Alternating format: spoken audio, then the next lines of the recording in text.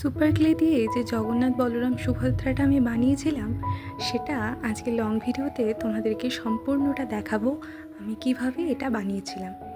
তো প্রথমেতে আমি জগন্নাথকে বানিয়েছি। তো জগন্নাথের মুখমণ্ডলটা কিভাবে বানানো হচ্ছে সেটা তোমরা এখানেতে দেখলে বুঝতে পারবে। আর আমি এইগুলোকে ভাগ করে নিয়েছি, যেমন প্রথমেতে মুখমণ্ডল জগন্নাথ বলরাম সুভদ্রা কেমন করে বানিয়েছি সেটা দিয়েছি, তারপরে দেহটা কেমন করে বানিয়েছি সেটা দিয়ে দিয়েছি। তো এর মধ্যে তো আলাদা করে কিছু বলার নেই, তাই তোমরা ভিডিওটা গোটাটা দেখে নাও। আর কেমন লাগলো এটা আমাকে অবশ্যই কমেন্টে জানাবে।